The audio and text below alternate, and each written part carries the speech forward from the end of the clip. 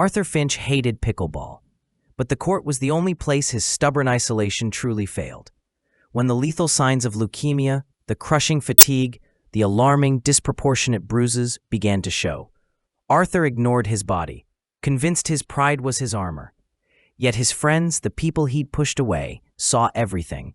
This is the story of a lonely man who refused help until his final breath, only to be saved from dying alone by the community he never thought he needed. Today, we're sharing Art's journey of stubbornness and pride both on and off the court. Please note, names and images have been changed to protect privacy. Nothing in this video should be taken as medical advice. Always consult a physician for everything before doing anything. Now, let's step into Art's story and understand what Art and his friends were going through. Arthur "Artie" Finch had a grudging relationship with the pickleball court. He was 71, recently widowed, and fundamentally believed that any sport played with a paddle, a wiffle ball, and a grin that wide should be illegal. He'd only shown up a year ago because the doctor told him to move more, and the local senior center only offered knitting or this strange, fast-paced dance. But what he disliked in a game, he loved in the people. Every Tuesday and Thursday morning, the same core group, retirees, snowbirds, and a few energetic locals, met at the outdoor courts in Sunny Meadows Park. They ribbed him constantly for his stoic demeanor and his consistent complaints about the heat, but they always saved him a spot. He lived for the sharp, friendly barbs more than the satisfying pop of the ball. It was the only time his small, lonely apartment felt far away. Lately, though, the court felt less like an escape and more like a drain. Arthur used to be able to play 4 matches straight, laughing off the sweat and the minor aches. Now, the overwhelming desire to just sit down and close his eyes would hit him halfway through the second game. He started blaming the humidity, the cheap paddle, anything but himself. One morning, after a particularly easy point, he leaned heavily on the net, his chest tight, a thin sheen of sweat that felt cold, not hot, clinging to his skin. He waved off the concern of the woman on the opposing team. "Just getting old," he muttered. But deep down, he knew this was different from the normal wear and tear of being 71. This was a weariness that felt bone deep. It was Thursday morning, and Arthur was paired with Rob against Barb and Todd. The sun was already high, and even the simple act of shuffling back for a drop shot felt like towing a car. He was losing his breath faster than ever, but he gritted his teeth and forced himself to keep playing, determined not to be the weak link. During a particularly intense exchange at the net, Todd drove a hard shot low. Arthur managed to block it, but the ball clipped his arm. It was a minor impact, the kind that might leave a faint pink mark on anyone else. Arthur barely reacted, but when the rally ended, he instinctively rubbed the spot. Mary, known for her sharp eyes and even sharper organizational skills, approached him later as he was toweling off. She placed a gentle, firm hand on his shoulder. "Can I see your arm, Arthur?" He hesitated, annoyed by the sudden shift from light banter to genuine concern. "It's nothing, Mary, just a ball sting." But Mary was already peering at the spot where the pickleball had struck him. It wasn't just a mark. It was a deep, mottled purple and black blotch, already blooming across his pale skin like ink spilled on paper. It was far too severe for such a minor impact. "Arthur," she said, her voice dropping to a worried tone. "That's not normal. And you're gasping after every rally. You're paler than usual." Rob, overhearing, stepped closer. "She's right, buddy. You look wiped out. You used to chew us up on the third game. Now you're dragging through the first. You need to get that checked out. It could be anything, blood pressure or something internal." Arthur felt a sharp spike of irrational rage, fueled by his own fear and deep exhaustion.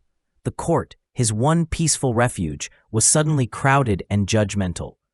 "It's just the heat, Rob, and I bruise easily.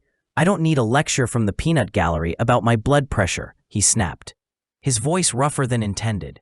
He threw his paddle into his bag with unnecessary force, wincing at the brief, unfamiliar ache in his ribs. "I'm done for the day. See you next week."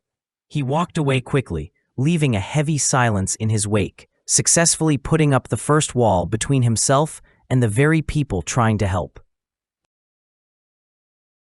For 2 weeks, Arthur Finch's usual spot in the rotation remained empty. A strange, heavy silence hung over the Sunny Meadows courts. They had given him the space he'd aggressively demanded, but the decision felt wrong. Every morning, as the group gathered, someone would inevitably ask, "Anyone here from Artie?"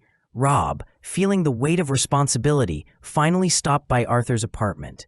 The door had cracked open, revealing a shocking, uniform grayness to Arthur's skin, his eyes sunken with profound defeat. Arthur had slammed the door shut, claiming he was quitting due to too much pressure. When Rob returned to the court that Thursday, he offered the group a gentle lie. "I went over. He was fine, just nursing a nasty flu he didn't want to spread. Said thanks for checking, but he just wants to be alone right now. Didn't want anyone's pity." The group relaxed slightly, accepting the flu excuse, but Rob couldn't. He had seen the bruising and the tremor. He decided on a course of action he wouldn't share with the others, a secret weekly wellness check. Every Tuesday, before heading to the courts, Rob would knock on Arthur's door. Arthur was always resistant, always annoyed, but he always answered. Each week, the changes were starker. The severe pallor deepened to an alarming shade of yellow-gray. His clothes, already loose, now hung off his frame, revealing noticeable, rapid weight loss. The exhaustion was so great that Arthur would often interrupt his own sentences with a rattling cough or a sigh of pure fatigue. "You look like you're losing weight, Artie. Let me bring you some soup," Rob offered during the third check. "I'm eating fine, Rob, just burning calories, keeping the porch clean. Now I have things to do," Arthur snapped, though his things to do often meant immediately shutting the door and collapsing onto the couch. Rob knew he was past the point of being merely grumpy or having a flu. Arthur wasn't listening to his own body, the bruising, the feverish chills, the crushing fatigue. But Rob was listening, and the silence from the apartment now felt like a desperate scream. Rob was starting to panic, knowing his simple wellness checks were useless against Arthur's stubborn, self-destructive refusal to acknowledge he was dying. What final, symbolic gesture would your pickleball group have shown someone like Arthur? Please share your thoughts in the comments below. Rob missed his weekly check-in. It was a Saturday, not a Tuesday, and Rob happened to be driving past Arthur's complex on the way to the hardware store. He slowed down, a knot of irrational dread tightening in his stomach. He hadn't seen Arthur in 4 days, and the image of his gray face was still fresh. He pulled into the parking lot. As he approached Arthur's apartment, he noticed the morning paper lying untouched on the welcome mat, saturated with dew. That wasn't right. Arthur was meticulous about retrieving his mail and paper before 9 a.m., even on his worst days. Rob tried the door, locked. He knocked, loudly, calling Arthur's name. No response. He peered through the small kitchen window next to the door.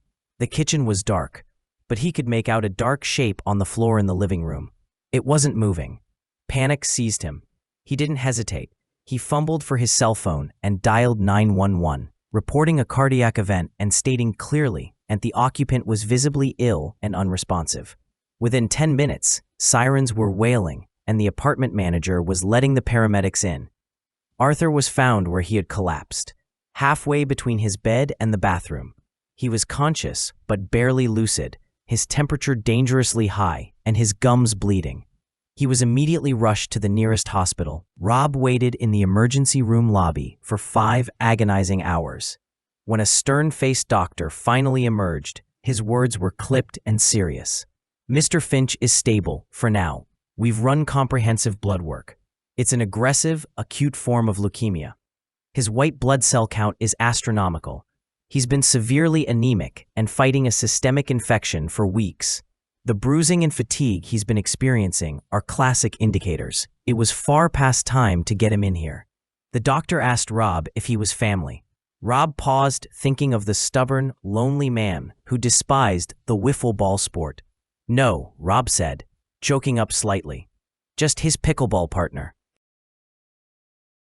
Arthur woke up to the relentless beep of a heart monitor and the smell of antiseptic, a sterile world far removed from the sun-baked smell of the pickleball court.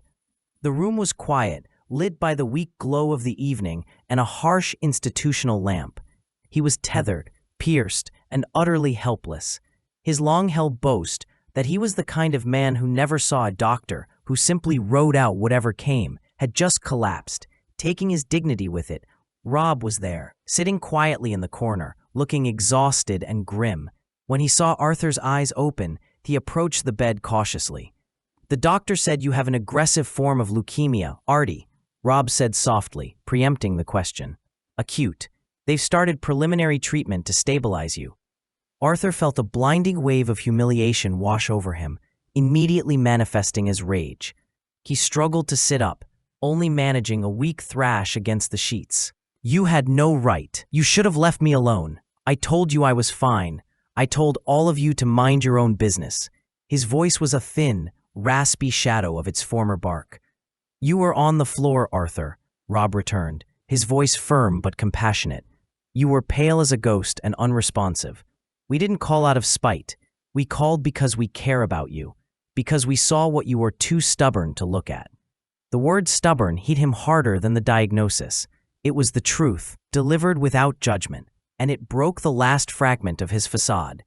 He was a man who had isolated himself with pride, and that pride had nearly killed him. The fight went out of his eyes, replaced by a terrible, raw fear. I felt it, Rob," Arthur whispered, his voice cracking. "The exhaustion, the sweats at night. I told myself it was old age, that I just needed to push through. I was terrified of what a doctor would say, so I shut all of you out because you were right. You were right and I was wrong." He turned his head away, weeping soundlessly into the pillow. Rob simply placed a hand on his shoulder, a small, grounding comfort. For the first time in years, Arthur wasn't the cynical, self-sufficient curmudgeon. He was just a sick, terrified man who had finally let someone in. He was no longer Arthur Finch, the man who despised pickleball, but Arthur Finch, the lonely man who needed his friends. Rob pulled up a chair and stayed, not saying another word, just being present. Rob had no choice but to share the terrifying truth. He gathered Mary, Todd, and Barb after their morning game, the usual post-match camaraderie replaced by a somber silence. He explained the collapse, the emergency room visit, and the devastating diagnosis of acute, aggressive leukemia. The news landed like a lead weight. Tears welled in Mary's eyes, while Todd ran a trembling hand through his hair. Rob then delivered the second blow, the prognosis. The doctors had determined the cancer was too far gone for curative measures. Arthur was being moved into palliative care immediately, focused solely on managing pain and providing comfort. "He finally admitted it too," Rob added, his voice thick. "He knows he was wrong, and he's terrified. He needs us, but he won't ask." Mary, always the pragmatist, wiped her eyes and took charge. "No pity then, just purpose. We're not going to fix the cancer, but we can fix everything else." He was a lonely man who needed community, and now he has one. We need to fill every single gap in his care. "He's frugal, right? He has the money for care, doesn't he?" Rob confirmed Arthur had saved diligently over the years. That worry was thankfully lifted, but the complexity of his care remained.